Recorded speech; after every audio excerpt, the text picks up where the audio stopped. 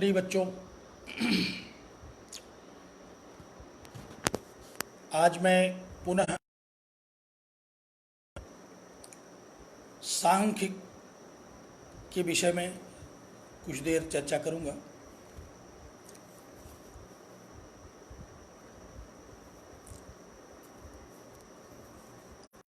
लोगों को सांख्य की पुस्तक भी रख लेनी चाहिए। आप लोग अपनी अपनी पुस्तक भी रख लें। कहीं पुस्तक से कोई सहयोग लेना होगा तो मैं संकेत करूंगा। आज मैं मुख्य रूप से द्वितीय कारिका पर चर्चा करूंगा।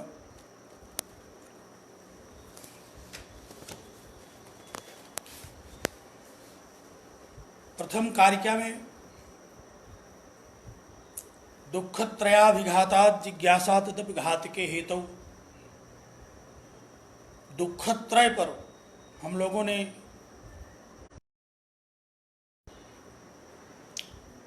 तीन तरह के दुखों की चर्चा सांख्य शास्त्र ने बड़े विस्तार से किया। आध्यात्मिक, आधि भौतिक और आधि दैविक। इसे ही हम छोटे शब्दों में कह देते हैं कि दैहिक, दैविक और भौतिक। ये तीन दुख हैं। इससे पूरा प्राणी मात्र संत्रस्त है और ज्ञानी जन इससे बचने का उपाय सोचते हैं। दुःखत्रयाभिघातात् जिज्ञासा तदपघातके हेतु, पहली कार्य कि तदपघातके हेतु जिज्ञासा, उस दुःखत्रय के विनाश हेतुओं पर जिज्ञासा, जिज्ञासा है जानने की इच्छा। बड़ा व्यापक शब्द है। जिज्ञासा माने जानने की इच्छा। अब जानने की यह इच्छा भी दो तरह की होती है।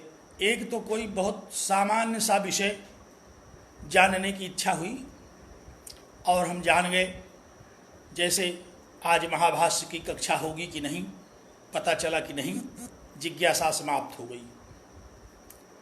यह बहुत ही सामान्य सी जिज्ञासा थी किसी विषय में कि कक्षा होगी कि नहीं होगी, नहीं होगी, जिज्ञासा पूरी होगी।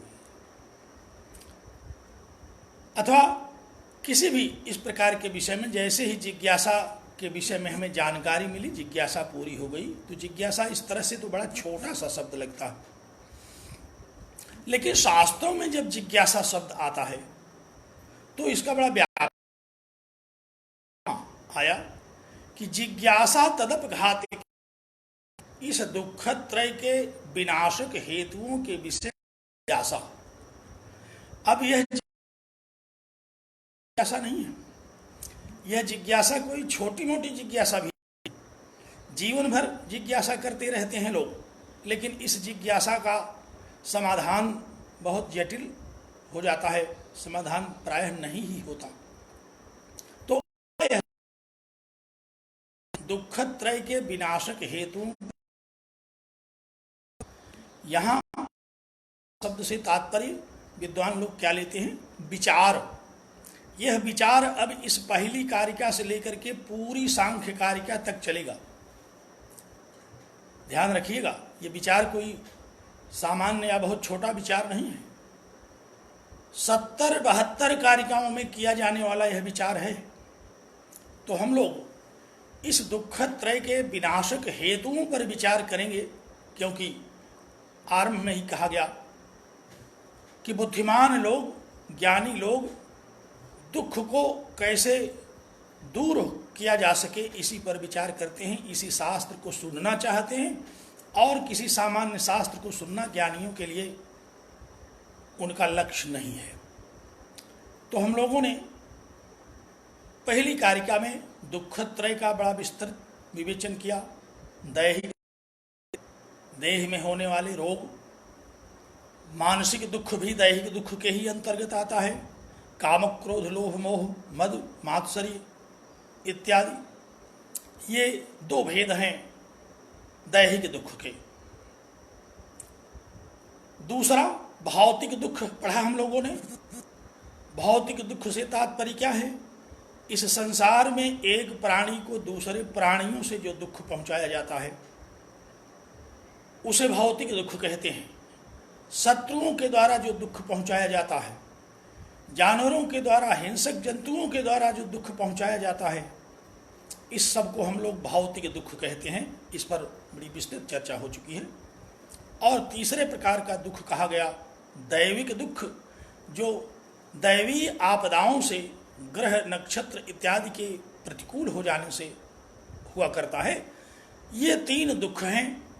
तो अन्य सारे प्राणियों को तो इन दुखों को विषय में विचार करने की बुद्धि ही ईश्वर ने नहीं दी, लेकिन मनुष्य एक ऐसा प्राणी है जिसको बुद्धि ईश्वर ने दिया कि वह इन दुखों से बचने का विचार कर सके, जिज्ञासा कर सके। अब देखिए, इस संसार में मनुष्य भी कई प्रकार के हैं। कुछ सामान्य मनुष्य हैं, कोई दुख हुआ, किसी डॉक्टर वैद्य के पास गए, दवा लिया, उनका रोग दूर हो गया, उनकी जिज्ञासा समाप्त हो गई।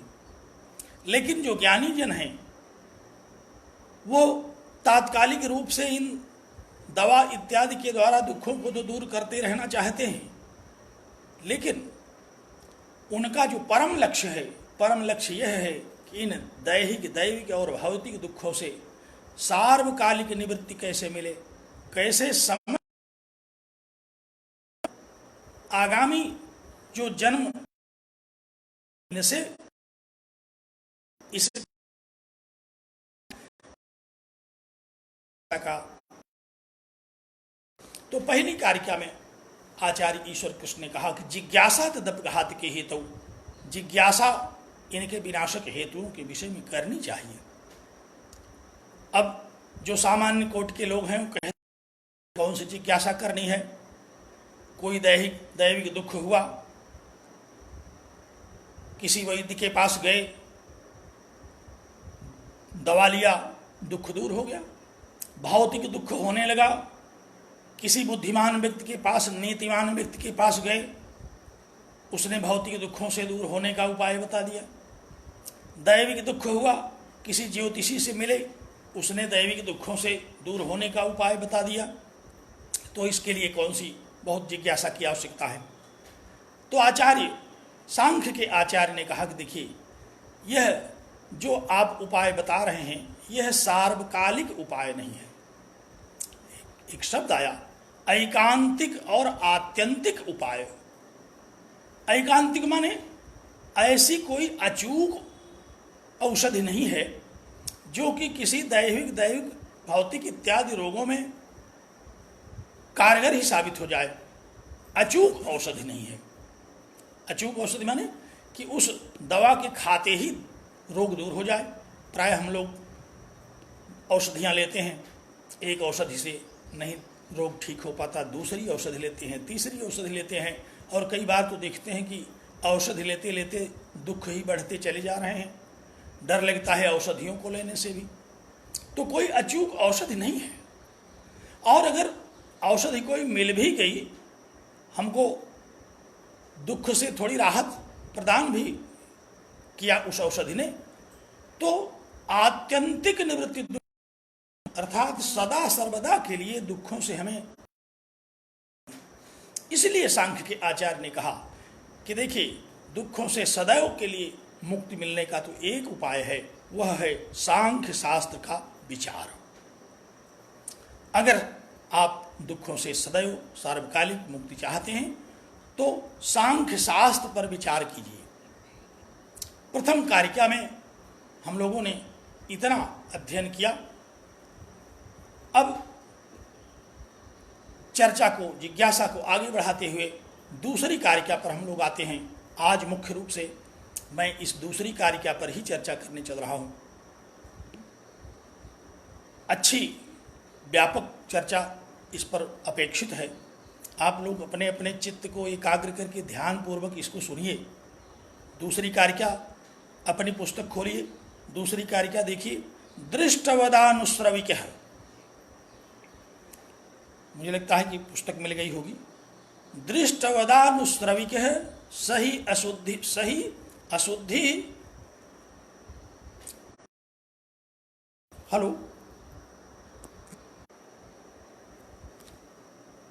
हाँ, ये आगे लाइन पर क्या मैं पढ़ रहा था, दूसरी कारिका में पढ़ रहा था, मैं दिखाई पड़ रहा हूँ ना?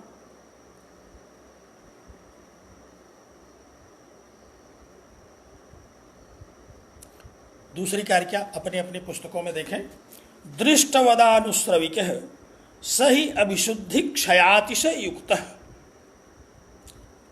तद विपरीत श्रेयान व्यक्ताव्यक्तज्ञ विज्ञानात्।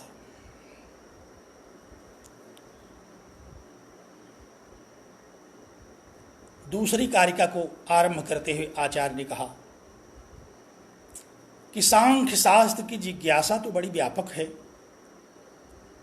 सांख्य शास्त्र के जितने तत्व हैं उन पर चर्चा करना तो बहुत दीर्घकालीन साधना है।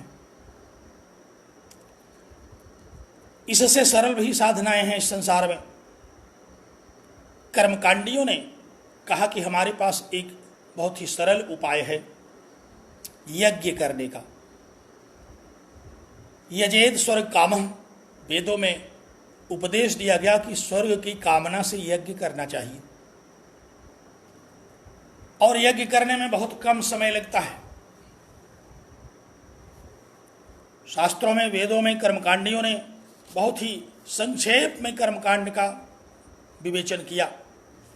कहा कि दुख से निवृत्ति होने का केवल सांख्य शास्त्र का विचार ही करना आवश्यक नहीं है। दुखों से निवृत्ति होने के लिए यज्ञ करिए, और ये यज्ञ बहुत ही कम समय में पूर्ण हो जाते हैं। कुछ यज्ञ तो ऐसे हैं जो 2 घड़ी तक चलते हैं। एक घड़ी में 24 मिनट की बात कही जाती है, और 2 घड़ी में 48 मिनट, ये मुहूर्त भर चलने वाले यज्ञ कहे जाते हैं। तो कुछ यज्ञ तो ऐसे हैं जो मुहूर्त भर कर लिया करिए, आपको धीरे धीरे इन दुखों से मुक्ति प्राप्त हो जाएगी। कुछ ऐसे यज्ञ हैं जो याम पर्यंत, याम माने प्रहर, प्रहर में 3 घंटे होते हैं, 3-3 घंटे के यज्ञ हैं। कुछ ऐसे भी यज्ञ हैं जो आहोरात्र चलते हैं, दिन रात, सत्रयाग इत्यादि। और मासाग्निहोत्र इत्यादि याग हैं जो महीने भर चला करते हैं। और सबसे अधिक समय लेने वाला संवत्सर ज्योतिष्टोमादि याग हैं जो 1 वर्ष में पूर्ण हो जाते हैं। तो सांख्य के द्वारा बताए गए विषयों पर विचार करने का तो कोई निर्धारित समय नहीं है, लेकिन कर्मकांड में जो उपाय बताए गए यज्ञ के, ये निर्धारित समय के हैं, और इनसे दुख दूर हो जाता है, स्वर्ग की प्राप्ति हो जाती है। और स्वर्ग किसे कहते हैं, हमने बड़े व्यापक स्वरूप में इसकी चर्चा की थी कि स्वर्ग वह है जहां दुख न हो। और यह मीमांसक लोगों का बताया हुआ उपाय है कि आप कर्मकांड करिए, कर्मकांड करते ही आपको स्वर्ग की प्राप्ति होगी, और स्वर्ग बहुत दिनों तक चलने वाला है। मीमांसकों ने कहा, पुराणों में इसकी चर्चा आई कि स्वर्ग में आखिर कितने दिनों तक रहने की बात कही गई। कहा कि 4 अरब 32 करोड़ वर्ष स्वर्ग में रहने की अवधि है। तो फिर सांख्य शास्त्र का विचार करने से क्या फायदा? हम क्यों न मीमांसा में बताए हुए उपदेश के अनुसार यज्ञों का अनुष्ठान कर लें, और उन यज्ञों के परिणाम स्वरूप प्राप्ति करें, प्राप्ति करके हम आनंद करें स्वर्ग में रह करके। सांख्य शास्त्र की साधना बड़ी लंबी है, बड़ी जटिल है, इसको करना कोई बुद्धिमत्ता नहीं है।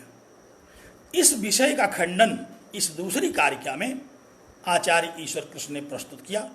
कहा कि मीमांसकों का यह जो प्रस्ताव है ये उचित नहीं है। क्यों नहीं उचित है? अब कारिका देखिए।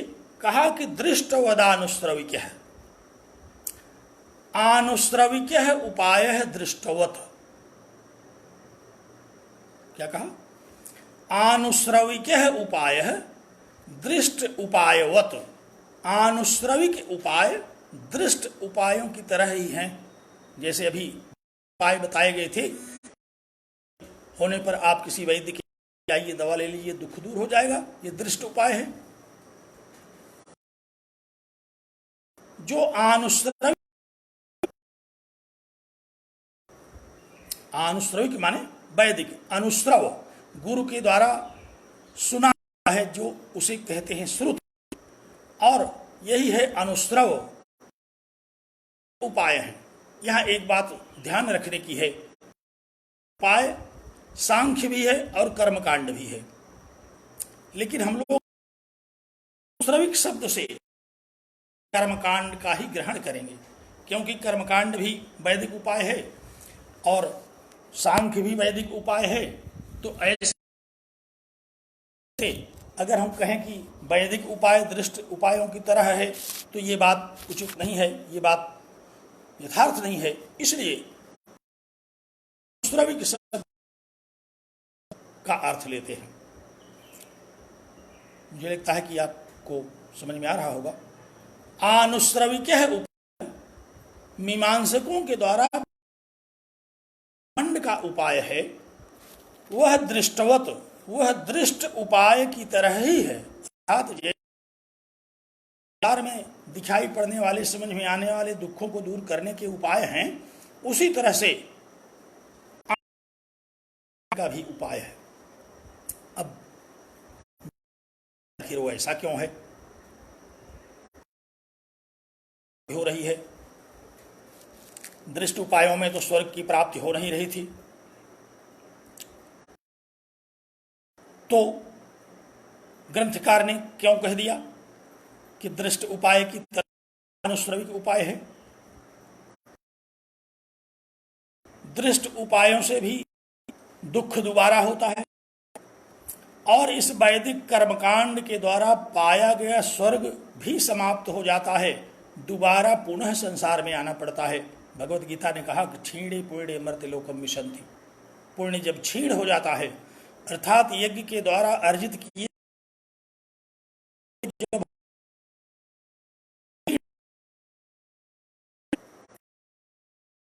जैसे दृष्टांत के लिए आप लोग अपने अपने प्रीपेड टेलीफोन में पैसा भरवाते हैं, और जैसे ही वह पैसा समाप्त हो जाए पैसा भरवाना पड़ता है। उसी तरह से मीमांसा का जो कर्मकांड है, उस कर्मकांड के द्वारा अर्जित किया हुआ जो पुण्य है, वह पुण्य भी भोग के उपरांत समाप्त होता है। जैसे ही भोग समाप्त होता है, मर्त्यलोकम विशन्ति, स्वर्ग में गया हुआ वह लोक में प्रवेश करता है, और जैसे ही मर्त्यलोक में प्रवेश करता है तो पुनः उसके पास वही दैहिक आ जाते हैं। तो इसलिए आनुश्रविक उपाय है दृष्ट उपायवत। आनुश्रविक उपाय दृष्ट उपायों की तरह ही है, क्योंकि दृष्ट उपायों से भी ज्यादा दिन के दुख पुनः हो, और आनुश्रविक उपाय से भी कुछ दिनों के बाद हमें स्वर्ग की अवधि समाप्त हो जाती है हमारी, क्योंकि जैसे ही पुण्य क्षीण हुआ वैसे ही स्वर्ग क्षीण हो गया, स्वर्ग से नीचे गिर पड़े, पुनः मृत्युलोक में आ गए, तो दोबारा हमें फिर वही कष्ट।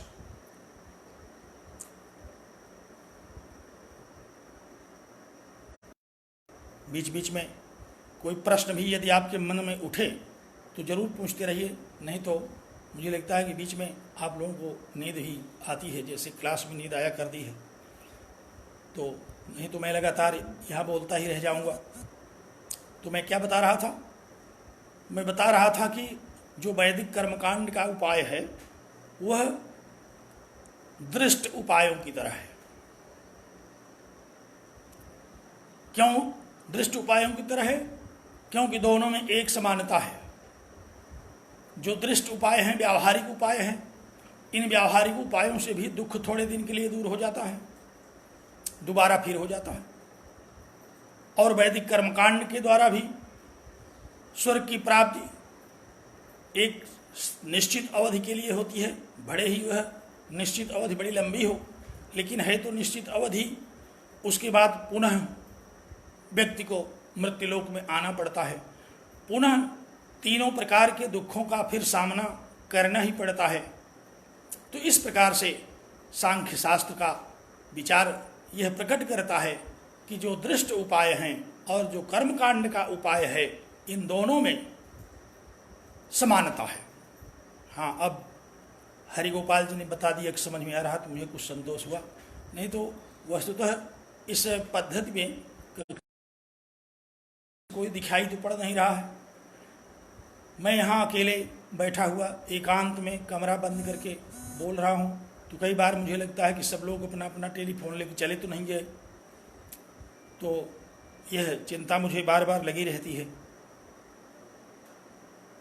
और जब बीच बीच में आप लोग कुछ मुझे लगता है कि हाँ कोई है, सुनने वाला है, समझने वाला है।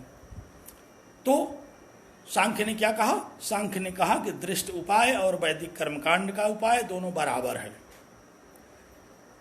इसलिए सांख्य शास्त्र का कोई जोड़ नहीं है इन दोनों से, और बराबर ही नहीं है, बल्कि वैदिक कर्मकांडों के उपायों में 3 और दोष हैं। जो दोष दृष्ट उपायों में नहीं थे। ये कौन से दोष हैं जो आनुश्रविक या वैदिक उपायों में हैं? कहा कि सही अविशुद्धि क्षय अतिशय युक्त। कहा कि इसमें 3 दोष हैं। एक तो अविशुद्धि नाम का दोष है। अविशुद्धि माने हिंसा होती है। जो वैदिक कर्मकांड है इसमें हिंसा होती है। अग्नि सोमयम पशुमाल भेद, अग्नि और सोम देवता के लिए पशु की बलि देने का विधान है। तो अग्नि और सोम देवता तब तक प्रसन्न नहीं होंगे जब तक उनको पशु की बलि नहीं दी जाएगी। तो पशु की बलि दिए जाने के कारण सांख्य की दृष्टि में यह दोष युक्त है। दोष को क्या कहा? अविशुद्धि है। इसमें दोष है क्योंकि हिंसा होती है। पशु बलि वेदांत और सांख्य की दृष्टि में हिंसा है, पाप है। और कर्मकांडी कहता है कि नहीं, अग्नि सोम आग में तो पशु बलि देनी पड़ेगी। तो सांख्य ने कहा कि इसमें एक बहुत बड़ा दोष है। उस दोष को कहते हैं अविशुद्धि नाम का दोष। अविशुद्धि दोष क्या है? अविशुद्धि दोष यही है कि यज्ञ में पशु बीज बध साधनता, यज्ञ का साधन क्या क्या है, इस पर विचार कर लें तो पता लग जाएगा कि अविशुद्धि दोष क्या है। पशु की बलि होती है, पशु का बलि पशु की दी जाती है, तो पशु की बलि देने में उसकी हत्या करनी पड़ती है। बहुत बड़ा दोष है हत्या करना। और यज्ञ में इसके अलावा बहुत सारी आहुति दी जाती है। व्रीहि, यव इत्यादि वस्तुओं की आहुति दी जाती है। अन्न की आहुति होती है। और प्रायः इन अन्नों में भी ढेर सारे जीवित कीटाणु होते हैं। जब आहुति दी जाएगी तो उस अन्न के साथ उसमें रहने वाले घुन, चींटी इत्यादि इनकी भी आहुति हो जाएगी। तो इससे भी दोष होगा। दोष माने पाप। तो पशु की बलि से पाप होगा। अन्न में रहने वाला जो जीवाणु है उसका बलि देना वो भी एक पाप है। और लकड़ियां जिसमें अग्नि प्रज्वलित की जाती है, उन लकड़ियों में भी नाना प्रकार के कीटाणु होते हैं। तो इन कीटाणुओं को हम अग्नि के हवाले जब कर देते हैं तो इससे भी पाप होता है। इसी को कहा कि अविशुद्धि दोष। अविशुद्धि दोष समझ में आया कि नहीं? अविशुद्धि दोष में कौन कौन सा दोष है? सोमादि याग में जो पशु बीज इत्यादि की आहुति हो रही है, बलि दिया जा रहा है, इसमें हत्याएं हो रही हैं और इस हो रहा है, और इस यज्ञ का दोष है। क्योंकि ऐसा कोई काम करना जिसमें किसी की बलि देनी पड़े, किसी का सर्वनाश करना पड़े, और तो ऐसा सुख दोष होगा क्योंकि प्राप्त करने की दृष्टि से यह पशु की बलि दी जा रही है, उसका तो प्राण, जिस अन्य हव्य आहुति दी जा रही है उनका भी लोक कल्याण में अन्य उपाय हैं। जो अनाज है उसको यज्ञ में डाल दे रहे हैं, मनुष्यों के हक का जो अन्न है वो देवताओं को दे दे रहे हैं, तो उससे भी अविशुद्धि दोष बताई गई। तो यज्ञ में जो पहला सबसे बड़ा दोष है कर्मकांड के उपाय में, उसको अविशुद्धि। और दूसरा देखिए, यज्ञ में होने शुद्धि नाम का दोष, जो यज्ञ में आहुति दी गई उसमें यह दोष आया। और क्षय तथा ये यज्ञ के फल अर्थात स्वर्ग से संबंधित हैं। स्वर्ग से संबंधित जो यज्ञ का फल है उसका क्षय हो जाता है, अर्थात क्षीणे पुण्य मृत्युलोकम विशंति। अभी हमने बताया कि पुण्य के क्षीण होने पर पुनः मृत्युलोक में आना पड़ता है, तो ये दोष ही तो है, क्योंकि वह भी क्षयिष्णु है, यज्ञ का फल क्षयशील है, तो ये दोष ही है। अतिशय युक्त है, अतिशय मान बड़ा छोटा होना। देवता हैं इंद्र इत्यादि, कुछ छोटे मोटे देवता हैं यम कुबेर वरुण इत्यादि, वहां इंद्र का शासन चलता है।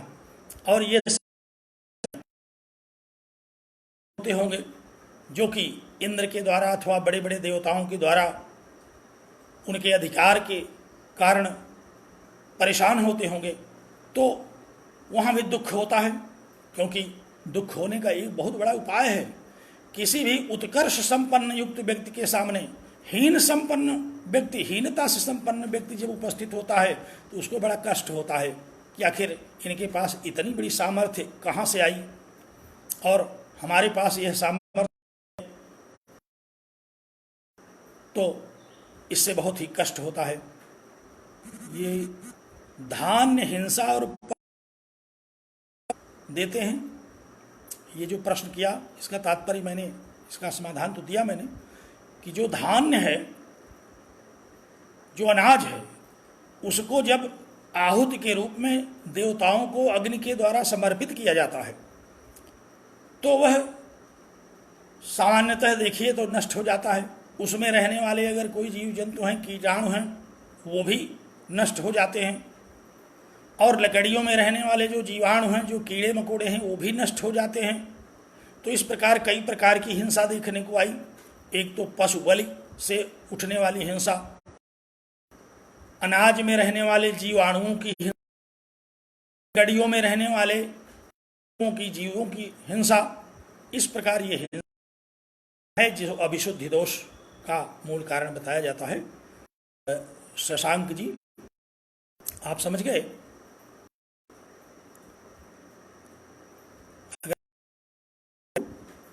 अभिशुद्धि दोष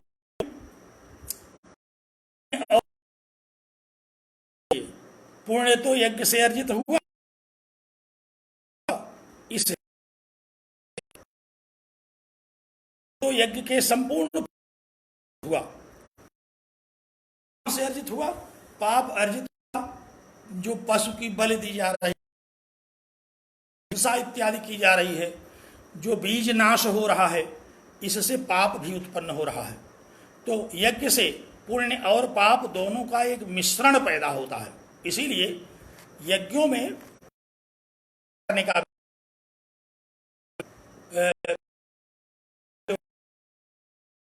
टीका को एक एक पंक्ति पढ़ करके आप पढ़ता इसको तो और बड़े, क्योंकि इस पर एक सीमित समय है और मैं मूल को ही करके यह चर्चा कर रहा हूं।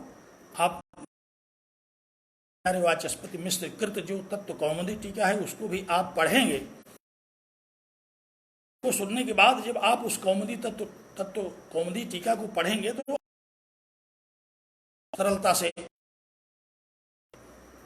तो चर्चा में कर रहा था, अविशुद्धि, क्षय और अतिशय। अविशुद्धि नाम का जो दोष है वो यज्ञ की प्रक्रिया में है। यज्ञ में ही बीच में पुनः डिस्कनेक्ट हो जाता है। तो अविशुद्ध वो है यज्ञ की पूरी प्रक्रिया में है, क्योंकि यज्ञ में ही तो बलि इत्यादि का विधान है, इसलिए अविशुद्धि नाम का दोष यज्ञ में है। और जो दो दोष हैं अतिशय और क्षय, ये यज्ञ के फल में हैं। दोनों के दोषों को मिलाकर के एक साथ कह दिया गया, यज्ञ में और यज्ञ का जो फल है उसमें, दोनों में 3 प्रकार के दोषों की उद्भावना की आचार्य ने। दोष है ये क्षीण हो जाता है,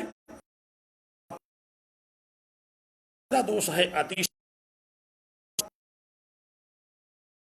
न्यून कहते हैं। इस संसार में भी हम लोग देखते हैं विषमता ही तो दुख का कारण।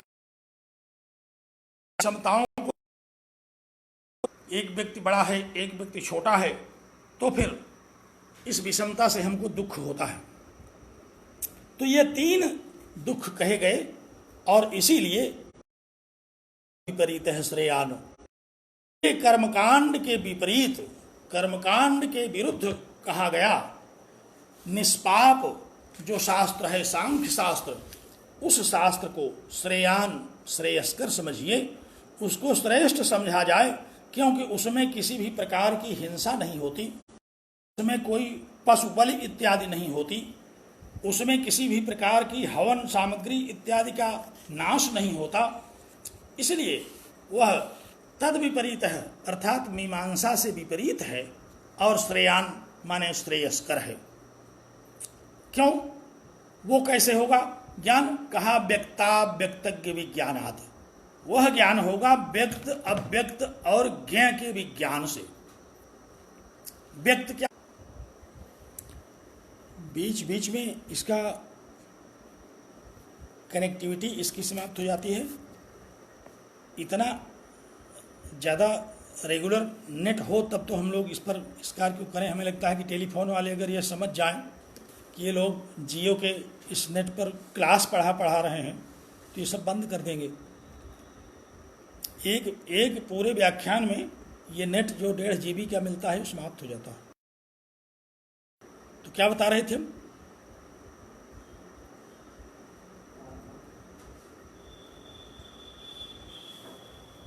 कहाँ बोल रहे थे, जरा संकेत करो।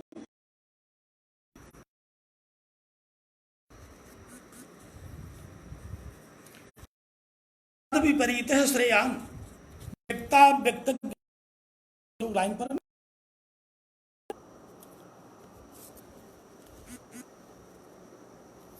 बोलिए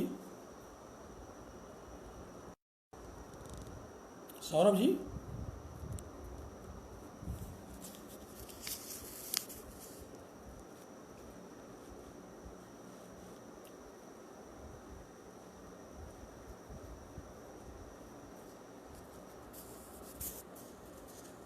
हाँ, तद विपरीत है श्रेयान।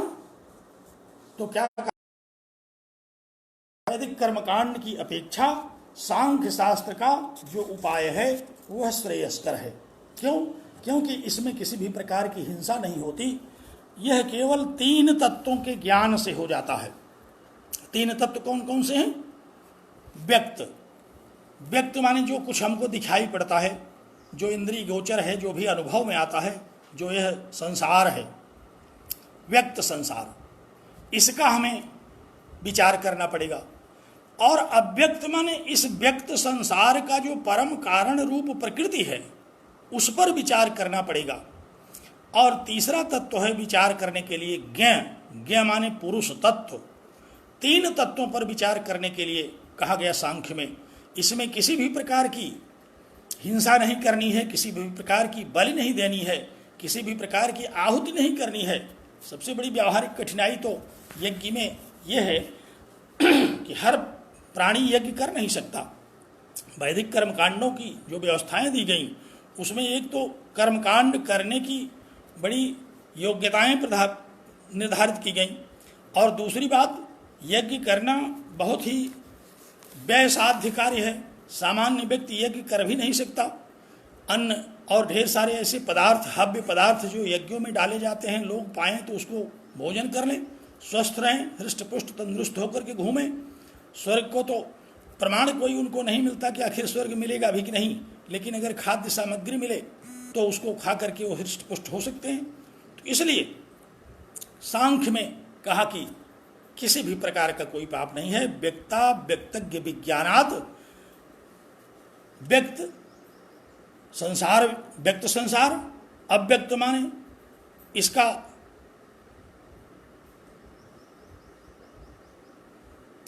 कारण जो प्रकृति है, और ज्ञ माने पुरुष तत्व। मंगलाचरण में बड़े विस्तार से पढ़ते हुए हम लोगों ने इन तीनों तत्वों पर बड़ी चर्चा की थी। तो व्यक्ता व्यक्तज्ञ विज्ञान से सांख्य शास्त्र के अनुसार त्रिविध दुखों से मुक्ति पाने का एकमात्र उपाय है विचार करना, न किसी प्रकार की सामग्री एकत्र करना, न किसी प्रकार का यज्ञ आयोजित करना, न ही यज्ञ और न ही यज्ञ में होने की उसमें समस्या, शुद्ध क्षय और अतिशय नहीं आएंगे उसमें। अव्यक्त और ज्ञ का विचार है समस्त प्राणियों के लिए एक बराबर है, उसमें न कोई बड़ा है कोई छोटा। हर व्यक्ति व्यक्त अव्यक्त और ज्ञ इन विचार कर सकता है। इसलिए इस विचार से मिलने वाला जो कैवल्य नाम का फल है सांख्य शास्त्र में बताया गया, वह समान रूप से सबको मिलता है।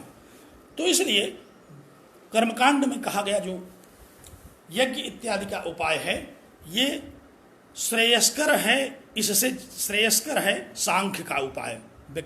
तद विपरीत है श्रेयान व्यक्ता व्यक्तज्ञ विज्ञानात्, व्यक्त व्यक्त और ज्ञ के विज्ञान उसके विपरीत हैं, इसलिए श्रेयस्कर है। तो कारिका के में मैंने एक संक्षिप्त विवेचना की। इस कारिका में आए हुए जो पद हैं उनका एक संक्षिप्त विवेचन मैंने आपके सामने प्रस्तुत किया। इसमें एक शास्त्रीय पक्ष उठता है, बड़ा महत्वपूर्ण है ये। प्रायः परीक्षाओं में, मौखिक परीक्षाओं में जानकारी की दृष्टि से ये बहुत ही महत्वपूर्ण विषय है। इसको आप लोग ध्यान से चित्त एकाग्र करके सुनिए। कई बार परीक्षाओं की व्याख्या के लिए यह प्रश्न आ जाता है। जब तत्व कौमुदी टीका की व्याख्या पूछी जाती है, चाहे एमए की परीक्षा में, चाहे किसी कंपटीशंस में, जहाँ भी, तो ये बड़ा महत्वपूर्ण एक प्रश्न उठाया जाता है। जो सांख्य शास्त्र ने यह कहा, सुन रहे हैं ना आप लोग, जिस शास्त्रार्थ की जिज्ञासा कई बच्चों ने की थी, मैं उस शास्त्रार्थ पर बहुत संक्षिप्त चर्चा कर रहा हूं जिससे कि आप उसे समझ जाएं। मीमांसकों का ये कहना है मूल प्रकृति का जो विकार है वही व्यक्त है। बिल्कुल ठीक कहा आपने। मूल प्रकृति का जो विकार है और उसका एक क्रम है उसके विकार का। 22वीं या 21वीं कारिका में हमने उसको बड़े विस्तार से चर्चा किया था क्लास में। प्रकृतेर महान ततोहंकार तस्मात् गणश्च षोडशकः, वह तो क्रम है प्रकृति के विकारों का, और इसी क्रम से जब पंच महाभूतों का क्रम उपस्थित होता है जिससे यह स्थूल जगत उत्पन्न होता है, तो इसी को व्यक्त कहते हैं। यही व्यक्त है, मूल प्रकृति का ही। अव्यक्त मूल प्रकृति जो है उसी के जो विकार हैं स्थूल रूप में जब ये आ जाते हैं तो वही व्यक्त कहे जाते हैं। तो प्रकृति के दो स्वरूप हुए, एक व्यक्त और एक अव्यक्त। अव्यक्त स्वरूप उसका कारण है और व्यक्ति स्वरूप उसका विकार है। और दूसरा जो तत्व है चैतन्य तत्व, वह पुरुष तत्व है। लेकिन विचार की दृष्टि से तीन तत्वों की एक साथ बात कही गई, व्यक्त अव्यक्त और ज्ञ। तो व्यक्ताव्यक्तज्ञ विज्ञानात्, व्यक्त अव्यक्त और ज्ञ, यह जो विचार है इसमें किसी भी प्रकार का न तो दोष है और न ही इससे अर्जित कैवल्य कभी क्षीण होता है, न ही इसमें किसी प्रकार की हिंसा होती है, न कोई अविशुद्धि दोष है, न कोई इसमें विषमता है कि सांख्य का विचार करने पर किसी को अच्छा वाला कैवल्य मिल जाए अथवा किसी को खराब कैवल्य मिले, सबको एक समान कैवल्य मिलता है। तो मैं एक शास्त्रार्थ पर आप लोगों का ध्यान आकृष्ट कर रहा था। आप लोग अपनी अपनी पुस्तक में देखिए, पुस्तक खोलिए और मुझे लगता है किस पृष्ठ पर है ये पृष्ठ संख्या 27,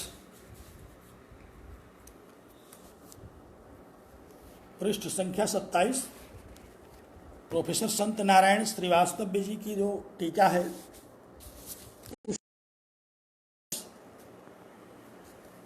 27वें पेज पर ये शास्त्रार्थ आया। इस शास्त्रार्थ को ध्यान से समझिए। दो पक्ष यहाँ हैं। एक पक्ष तो यह है मीमांसकों का, वे यह कहते हैं कि हमारे ऊपर लगाया गया ये आरोप उचित नहीं है कि हम हिंसा करते हैं। हम हिंसा नहीं करते। यज्ञ की हिंसा को हिंसा नहीं कहा जाता, वह यज्ञ की प्रक्रिया के अंतर्गत आने वाली एक आवश्यक आनुषंगिक उसका कर्मकांड है। वैदिकी हिंसा हिंसा न भवति। मीमांसक क्या कहता है कि वैदिकी हिंसा भवति, हिंसा नहीं कही जाती बल्कि वह यज्ञ है। लेकिन हम सांख्य के लोग क्या कहते हैं? हम कहते हैं कि हिंसा तो हिंसा है, चाहे वह यज्ञ में हो रही हो, चाहे यज्ञ के बाहर हो रही हो। प्राण तो उस पशु का गया ही, चाहे यज्ञ की वेदी पर प्राण लिया गया हो, चाहे सामान्य अन्य किसी स्थल पर सामान्यतः उसका प्राण लिया गया हो, प्राण तो गया, तो हिंसा तो हुई। लेकिन मीमांसक क्या कहता है? मीमांसक कहता है कि वैदिकी हिंसा हिंसा न भवति। वैदिकी हिंसा हिंसा नहीं है, वह यज्ञ है। और मीमांसक अपने शास्त्र श्रेष्ठ से कहता है कि देखिए श्रेष्ठ शास्त्र, सांख्य शास्त्र सामान्य शास्त्र है। सांख्य शास्त्र की साधना करते रहिए, बहुत दिनों तक करने पर भी हो सकता है कैवल्य मिले, लेकिन कर्म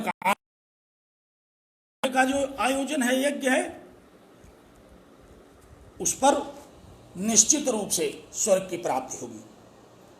तो इसलिए जो कर्मकांड का शास्त्र विशेष शास्त्र है, और सामान्यतः विशेष शास्त्र सामान्य शास्त्र से श्रेष्ठ हो जाता है, सामान्य शास्त्र को बाधित करके आगे बढ़ जाता है। पंक्ति देखिए, टीकाकार, मा हिंस्यात् सर्वभूतानि इति सामान्य शास्त्रम विशेष शास्त्रेण अग्निशोमीयम पशुमाल भेद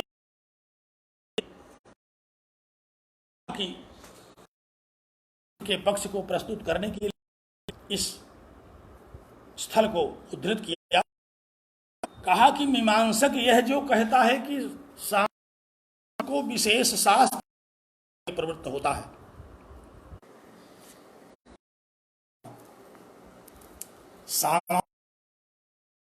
शास्त्र होता है, एक सामान्य नियम होता है।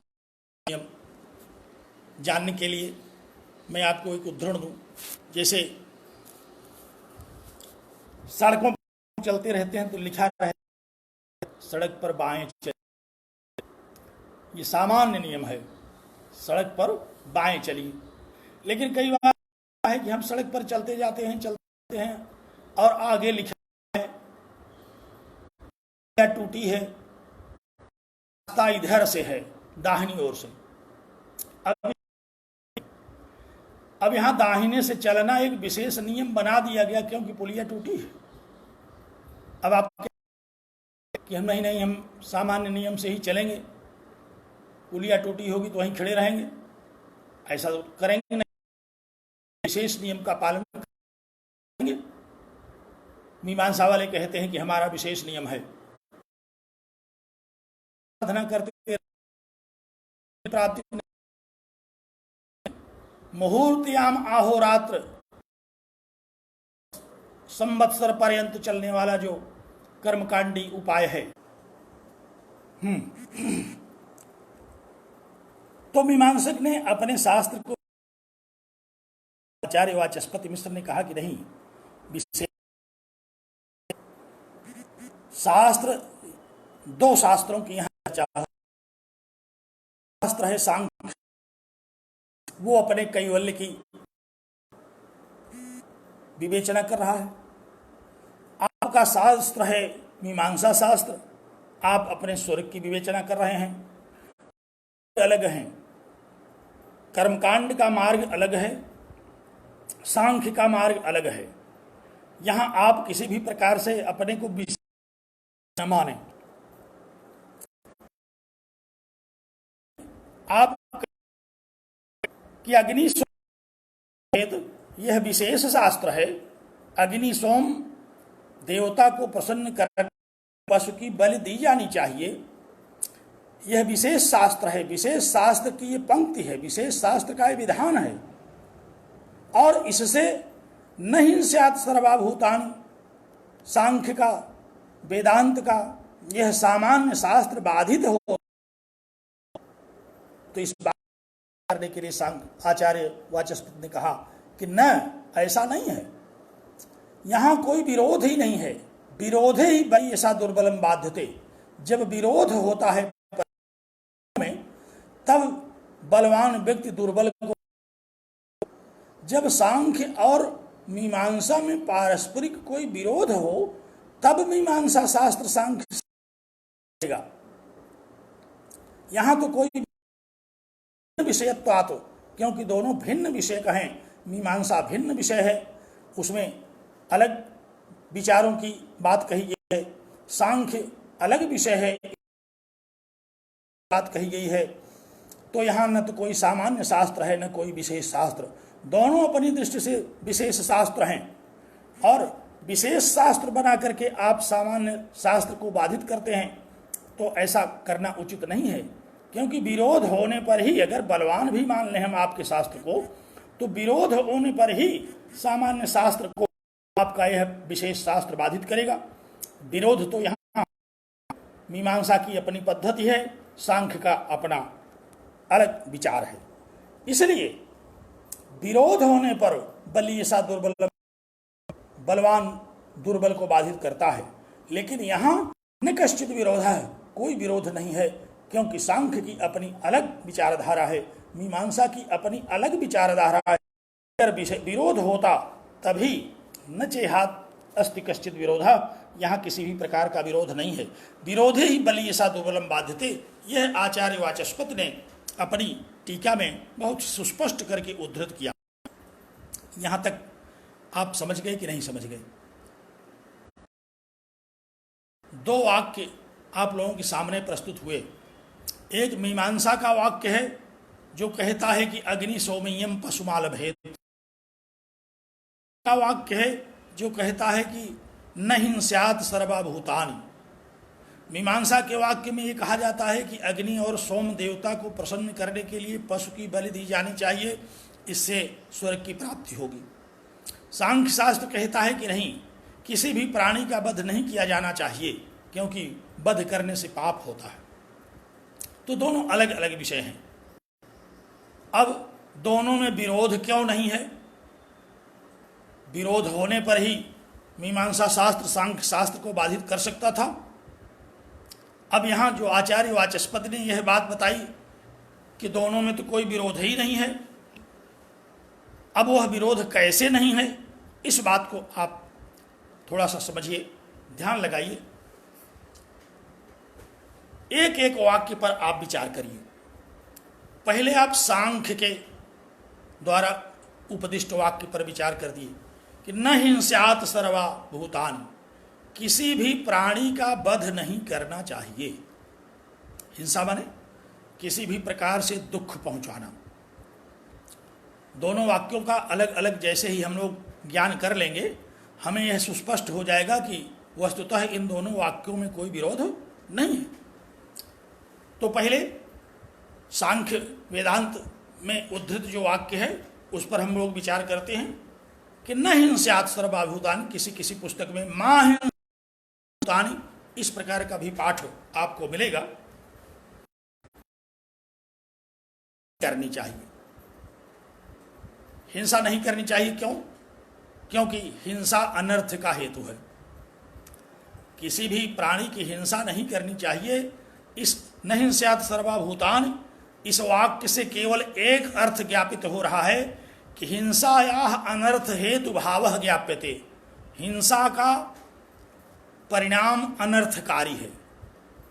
इस वाक्य का अर्थ क्या हुआ? केवल इतना अर्थ हुआ ये न हिंस्यात् सर्वभूतानि। इस वाक्य का केवल इतना अर्थ ग्रहण करने योग्य है कि हिंसा नहीं कर, क्योंकि हिंसा अनर्थकारी है। बात समझ में आई? हिंसा क्यों नहीं करनी चाहिए? क्योंकि हिंसा अनर्थकारी है। इस वाक्य में यह बात नहीं कहा गया कि यज्ञ में बलि नहीं चढ़ाई जानी चाहिए। यज्ञ की तो इन्होंने चर्चा ही नहीं की।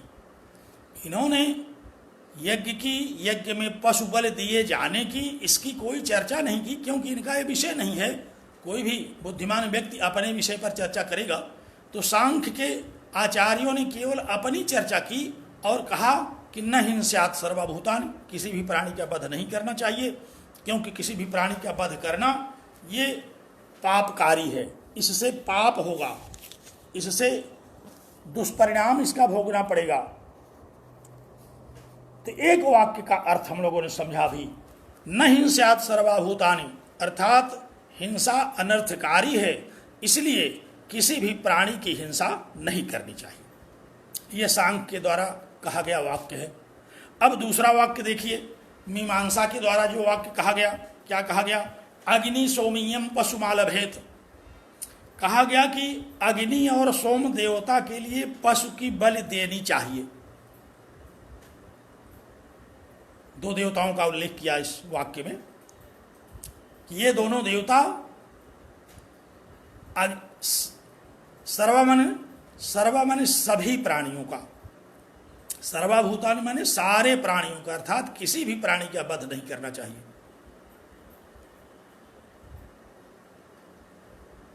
हाँ, तो मीमांसा का वाक्य क्या था?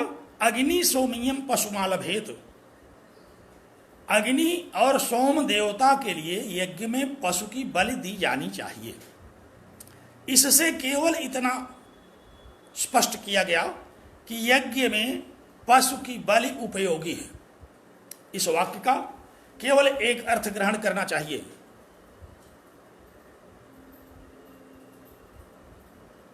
एक ही वाक्य सर्वाभूतानि में सर्वाणि भूतानि कथन है। सर्वाणि भूतानि को सर्वभूतानि कहा, इस पर हम चर्चा करेंगे। पहले इस शास्त्रार्थ को आप समझिए।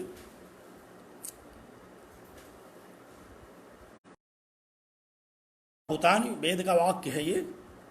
वस्तुतः तो सर्वाणि भूतानि होना चाहिए था, लेकिन इन्होंने कह दिया सर्वाभूतानि। बात समझ आई?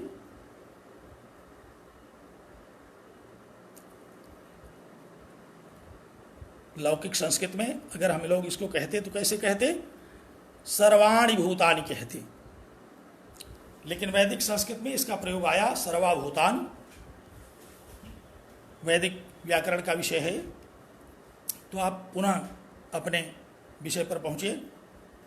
अग्नि सोमियम पशुमालभेत, इस वाक्य का तात्पर्य केवल इतना है कि अग्नि सोम देवता के लिए पशु की बलि दी जानी चाहिए। इस वाक्य में ये कहीं नहीं लिखा गया है कि हिंसा करने से पाप नहीं होगा। इस वाक्य में ये कहीं नहीं लिखा गया कि हिंसा करने से पाप नहीं होगा। दोनों वाक्यों के अलग अलग अर्थ हैं, एक एक अर्थ हैं। एक का अर्थ है कि न हिंस्यात् सर्वभूतानि, अर्थात किसी प्राणी का वध नहीं करना चाहिए, क्योंकि वध अनर्थकारी है, पापकारी है। दूसरा वाक्य मीमांसा का है, जो कह रहा है कि अग्नि सोमियम पशुमालभेत, सोम देवता के लिए पशु की बलि दी जानी चाहिए, क्योंकि बिना इसके यज्ञ पूर्ण नहीं होगा। एक यज्ञ का विधान बता रहा है, दूसरा हिंसा के अनर्थकारी होने का तात्पर्य समझा रहा है। दोनों अलग अलग विषय हैं, दोनों का अलग अलग उद्देश्य है। अब अगर हम लोग एक एक वाक्य के दो दो अर्थ लें और यह कहें कि मां हिंसात सर्वभूतानि, हिंसा नहीं करनी चाहिए किसी प्राणी का, और हिंसा यज्ञ के लिए उपयोगी नहीं है, तो दो वाक्य आ गए। यहाँ वाक्य एक था, अर्थ दो वाक्यों का आ गया। उसी तरह से अग्निशोमयम पशुमाल भेद, अग्निशोम याग में पशु की बलि देनी चाहिए, क्योंकि पशु की बलि से कोई पाप नहीं होता। वैदिकी हिंसा न भवति। दो अर्थ यहाँ आते एक वाक्य के, तो एक एक वाक्य के दो दो अर्थ यहाँ आते, और दो दो अर्थ आते वाक्य कहा गया, तो एक अर्थ उसका आप दो ग्रहण करें, और दो ग्रहण करके आप अपने शास्त्र को विशेष शास्त्र सिद्ध करना चाहें। इसी बात चाहते हैं कि देखिए, एक एक वाक्य जो दोनों शास्त्रों के हैं, आप उनके एक एक अर्थ को ही ग्रहण करिए। मीमांसा का जो शास्त्र वाक्य है वो कहता है कि अग्निशोमयम पशुमाल भेद, याग में पशु की बलि दी जानी चाहिए, इतना ही अर्थ ग्रहण करिए, बिना पशु की बलि के याग पूर्ण नहीं होगा। और दूसरा जो सांख्य का वाक्य है, नहीं स्यात् सर्वभूतानि, उसका कथन है कि पशु बलि पापकारी है। उसमें न तो यह कहा गया कि यज्ञ में बलि मत दीजिए, और इसमें यह नहीं कहा गया कि यज्ञ का बलि अनर्थकारी नहीं होता। दोनों के अगर हम दो दो अर्थ लेंगे, बात समझ में आएगी नहीं। यहाँ एक एक वाक्य के जो दो दो अर्थ लेकर के हम तात्पर्य निकाल रहे हैं, यह नहीं होना चाहिए। अगर यह होगा तब तो दोनों का एक दूसरे के साथ परस्पर विरोध सुस्पष्ट होगा। आचार्य वाचस्पति मिश्र ने क्या तय किया? उन्होंने कहा कि दोनों वाक्य विरोध, अलग वाक्य कह रहे हैं, समझा रहा है। दूसरा सांख्य की बात को रहा है, दोनों कोई विरोध नहीं। अब हम एक एक वाक्य का दो दो अर्थ तो लेंगे। एक वाक्य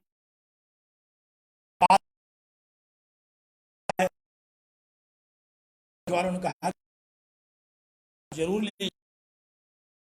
आपने ही मीमांसा है कि अन्यायश्च अनेकार्थाः, अनेक अर्थ। मीमांसा का यह सिद्धांत है कि एक वाक्य का एक अर्थ लीजिए। एक वाक्य का दो अर्थ क्यों लेंगे? एक वाक्य को एक अर्थ समझाने के लिए कहा गया, तो आप एक अर्थ लीजिए। अगर एक वाक्य के दो दो अर्थ लेंगे तो यह वाक्य जो कि शास्त्रों में नहीं आना चाहिए। शास्त्र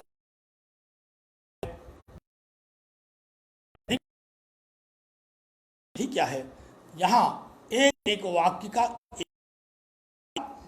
तो परस्पर दोनों शास्त्र किसी प्रकार का विरोध समझ में आएगा, और विशेष का झगड़ा आपको दिखाई पड़ेगा। इसलिए दोनों वाक्यों का एक एक अर्थ लेने से न कोई विशेष शास्त्र है न कोई सामान्य, दोनों पूर्ति के लिए हम अपने अपने शास्त्रों को और उठ सकता है, फिर से रिकनेक्ट होने लगता है, कट जाता है फिर से रिकनेक्ट होता है। तो एक एक वाक्य के दो दो अर्थ लिया जाना मीमांसा शास्त्र की दृष्टि में दोष युक्त है। इसलिए एक एक वाक्य का एक एक अर्थ। तो एक जो आशंका दूसरी उठ रही थी कि लोग यह कहते हैं कि भाई साहित्य में भी तो हम एक एक वाक्य के कई अर्थ लेते हैं, अभिधा, लक्षणा, व्यंजना, इससे भी तो एक ही वाक्य रहता है। हम लोग में भी देखते हैं कि कहीं अभिधा से कहीं व्यंजना से अर्थ तो एक एक वाक्य के लेते हैं। देखिए, हम अर्थ तो लेते हैं, लेकिन लक्षणा का प्रयोग हम वहां करते हैं जहां मुख्यार्थ बाधित, इन दोनों वाक्यों का अर्थ नहीं बाधित हो रहा है। न हिंस्यात् सर्वभूतानि का मुख्यार्थ सुस्पष्ट है।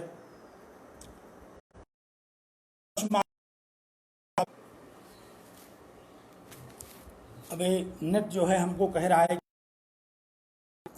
लेकिन हमारा विषय भी लगभग पूर्ण हो गया है। दृष्टि से जब हम विचार करते हैं तो एक वाक्य के 3 प्रकार से अर्थ लेने का विधान तो बताया जाता है। तो यहाँ मीमांसा तो उसका आचार्य वाचस्पति मिश्र ने कहा कि देखिए, जब मुख्यार्थ बाधित होता है तब हम लेते हैं। यहाँ इन दोनों वाक्यों का कहा तो व्यंजना से ही अर्थ ले लीजिए। कहते हैं व्यंजना साहित्य में काव्य का विषय है। शास्त्र में व्यंजना से हम तात्पर्य नहीं निकाला करते। व्यंजना तो साहित्य में काव्य शास्त्र का विषय है, इसलिए यहाँ हम व्यंजना को तो ग्रहण कर ही नहीं सकते और नहीं कर सकते कि मुख्यार्थ बाधित नहीं हो रहा है। इसलिए विधा के द्वारा शास्त्र का यथार्थ सुनिश्चित करने की व्यवस्था भी है, पर कोई विरोध नहीं है। इसलिए यह सामान्य शास्त्र